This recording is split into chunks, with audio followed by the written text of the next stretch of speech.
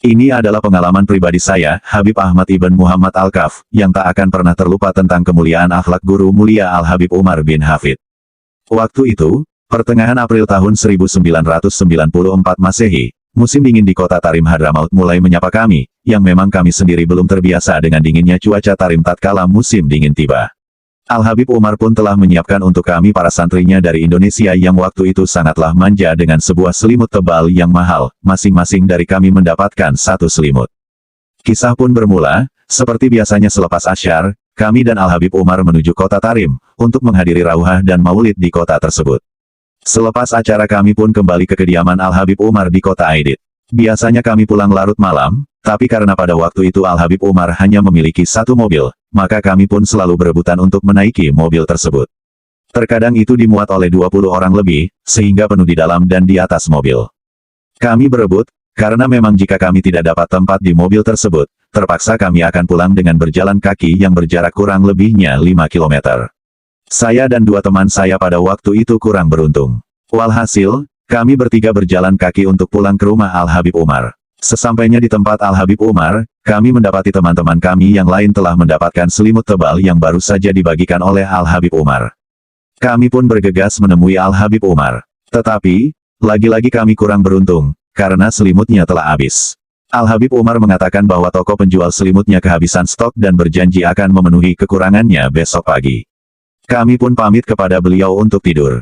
Akan tetapi, sebelum kami pergi Al-Habib Umar menyuruh kami untuk menunggu.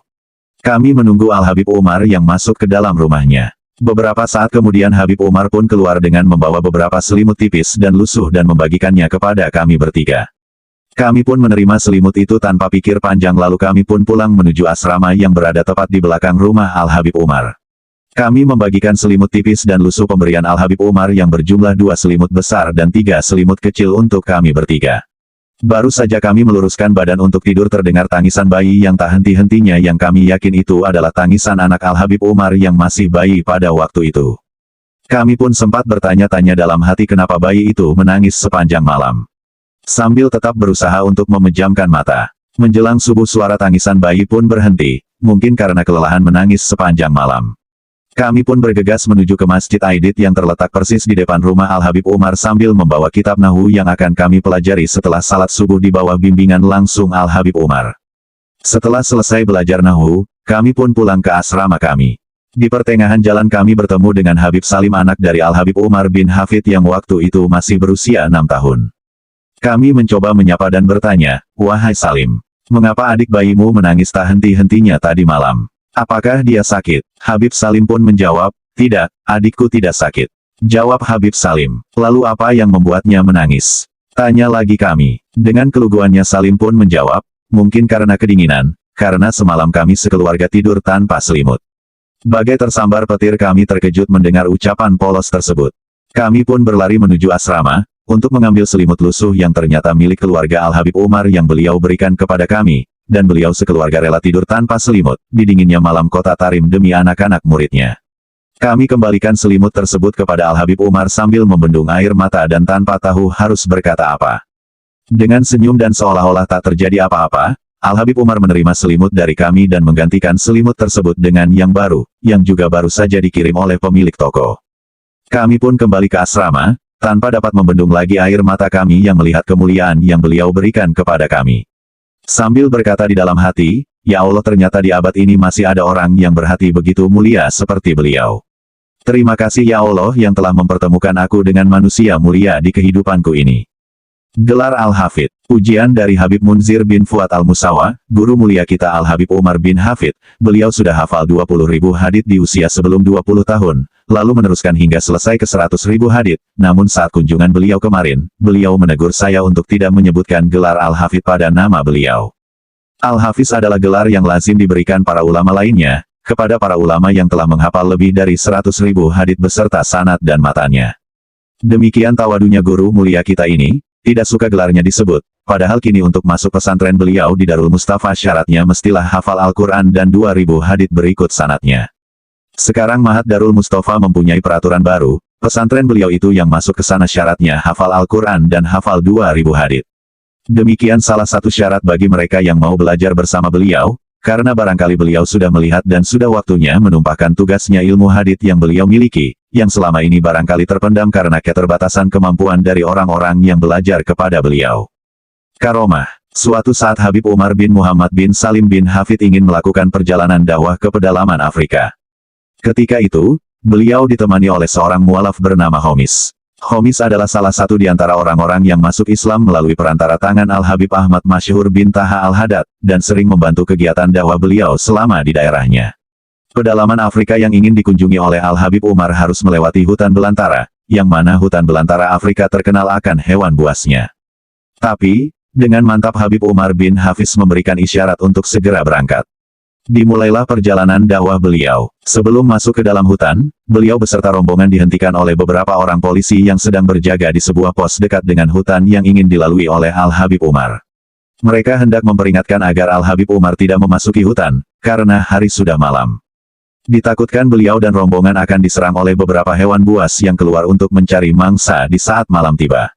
Al-Habib Umar pun keluar dari mobil yang ditumpanginya dan berdiri di samping mobil tersebut.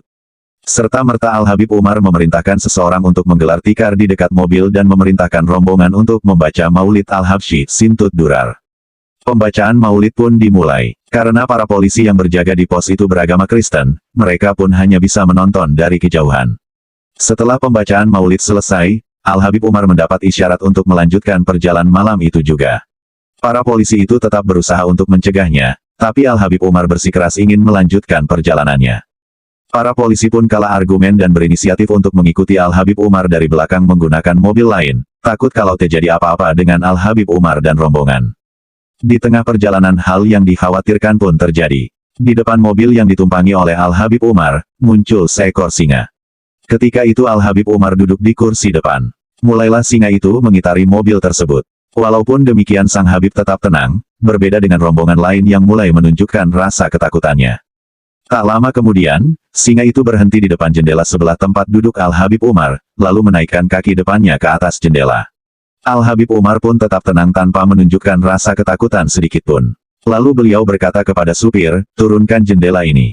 Supir pun menjawab dengan ketakutan, ya Habib, ini singa. Tapi Al-Habib Umar tetap ingin agar dia menurunkan jendela tersebut. Kaca jendela pun diturunkan. Suatu kejadian menakjubkan pun terjadi. Al-Habib Umar mengajak bicara singa tersebut. Hai singa, kami ini adalah utusan Rasulullah Shallallahu Alaihi Wasallam. Kemudian Al-Habib Umar mengambil sebuah pisang dan memberikannya kepada singa itu. Singa yang biasanya makan daging, kali ini mau memakan pisang yang diberikan Al-Habib Umar.